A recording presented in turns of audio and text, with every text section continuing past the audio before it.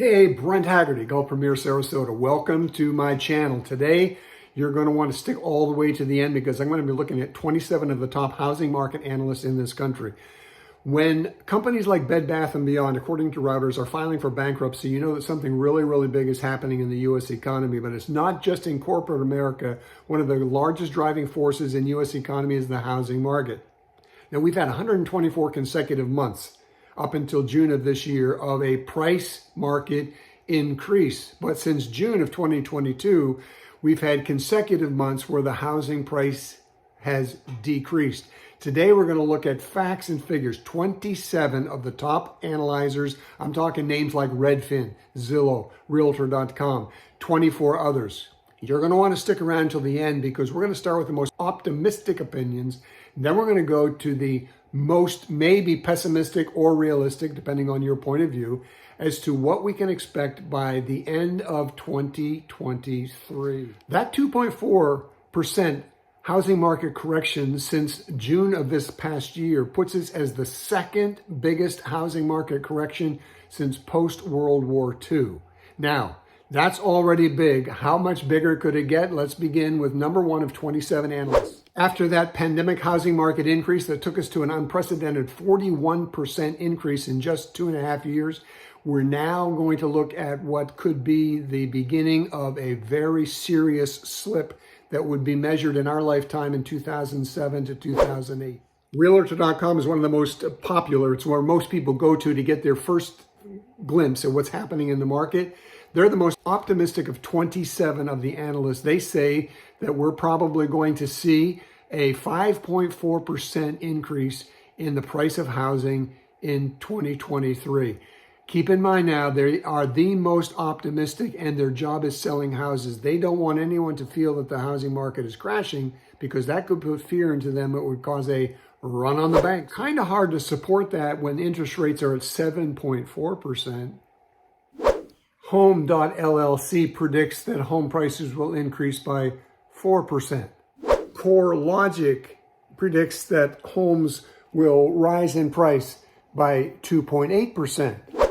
You can predict that the NAR, which stands for National Association of Realtors, makes a lot of analysis of the housing market, and they're predicting that the rise in price will be 1.2% in 2023, and that the mortgage rates will probably level out on the average of about 6.3%. Freddie Mac is one of the federal organizations that buys mortgages from lending institutions, and they're predicting, they're the first to say, no, there's not going to be an increase. We're going to be looking at probably a 0.2% decrease in housing prices. Very important when the federal government is saying that, you ought to listen because usually the Fed never gets beat. Freddie Mac is also saying that the mortgage rates are probably going to level out about 6.4. So that's a little bit optimistic when currently, as of January of 2023, we're looking at 7.4% interest. 1 point would help the market quite a bit. Zillow is another one that's probably the most common to the grassroots level average American citizen when they're looking for a home. They're predicting that the home prices will fall about 1.1% from November 2022 to November 2023. Fannie Mae is another federal organization. They're predicting that in this 2023 year, you can expect about a 1.5% decrease in the market, and in 2024, another 1.4. Redfin predicts that you're probably looking at about a 4% decrease in housing in 2023. Zillow, Realtor.com, and Redfin are probably the three most popular that people are going to be looking at on their home computer before they're chasing down the market. Amherst is the real estate investment firm which owns a massive portfolio of single-family houses, and they're predicting that the U.S. is going to see a housing market fall by as much as 5% between September 2022 and September 2025. Very significant. When you're looking at those numbers from groups like Amherst, you got to listen, pay attention. Toronto Dominion Bank, better known to us usually as TD Bank, is predicting a 5.7% decrease in 2023 with another 2% decrease on top of that in 2024. So over the next 2-year period, they're predicting about a 7.4% decrease in the housing market from where we are now. Morgan Stanley is referred to kind of as the Wall Street bank. So when they speak, Wall Street's going to listen. They're predicting a minimum of 5% decrease in the home prices in 2023. But they add the caveat that if the recession goes deep, you can expect in 2023 a minimum of an 8% correction with a 20% overall correction by the end of 2024. Very significant. We've all heard of the Wall Street Journal. Well, they're predicting the market in housing is going to fall by 12% by the end of 2023. Zonda Home is one of the analysts that has told Fortune magazine that they can expect a 15% market correction in 2023. Andy Florence is the CEO of CoStar, and that analytical firm predicts a 20% decrease in home values over the next year to year and a half. KPMG is a Big Four accounting firm, and they are predicting that the housing market is going to fall by as much as 20%. Let me read for you what they say. It was a pandemic-induced housing bubble which was stoked by work-from-home migration trends, high-wage workers going to lower second-tier middle markets for more space. Once you start the process of prices falling nationally, there is a self-fulfilling momentum to it because no one wants to catch a falling knife. End of quote. KPMG, my friend, significant to listen to these people. You may not have heard of them like Zillow and Redfin and Realtor.com. These guys, all they do is hire the best analytical minds of the world, and they're saying, hey, 20%. The housing market analytical firm called Yield Street is predicting 20% market decrease. Pantheon Macroeconomics, decrease 20%. John Burns Real Estate Consulting predicts 20 to 22% decrease in the housing market 2023 to 2024. Let me read for you what John Burns Consulting Firm has to say. Investors accounted for the highest percentage of buyers ever this cycle in many markets. Lion's share of those investor buyers are now on the sidelines, with some needing to sell given over-leveraged and really were just taking a flyer on the home price appreciation continuing to rip higher. Those days are now over, and these sellers don't exhibit the same emotional and behavioral qualities associated with traditional owner-occupiers, which historically keeps home prices somewhat sticky on the downside. End of quote. Now, that's a lot of information, so what are we going to do with it? Well, if you summarize it, we're going to look at four that say we're going to go up.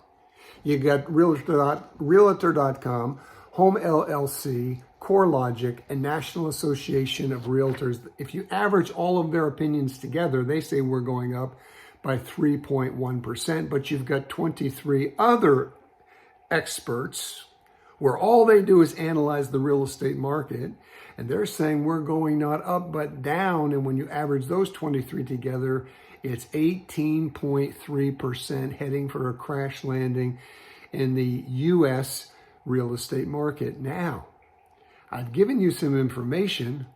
What do we do with it? When I found this article, I thought to myself, if I put this article out, it's going to hurt me because people are going to get scared and it's going to cause a run on the bank, so to speak. People are going to go into their shell. They're going to play it safe. They're not going to spend their money. They're not going to buy houses. That may well be true, but I think that integrity is more important than selling a house. So I think my number one job is to watch out for your interests before my own. So that's why I've passed this information on to you. I'm hoping for the best, but I think maybe what we all should do is prepare for the worst. I'm not saying don't buy. I'm hoping that you will buy, because one of the things that I didn't mention from these, as the housing market goes down in the state of Florida, you can count on this. The people are still moving here at an astronomical rate. People have sold a 5 or 4 bedroom, 3-bath house, and they're living in 2-bedroom, 2-bath homes, apartments, paying $4,500 to $5,000 a month to do so. And they are frustrated. They're waiting. They're wanting to get buying. That's why homes that were built 2 years ago are selling for twice as much as they were being bought for 2 and 3 years ago, because the supply and demand in Florida, the demand is very, very high. I think nationally, these 27 investors are speaking accurately, but I think Florida, I will be shocked if the housing market in Florida corrects by even 10%. I would be surprised if it corrected more than 5%. Why? Because at 1,000 people a day moving into the state, demand is sky high. Dave Ramsey says the same thing.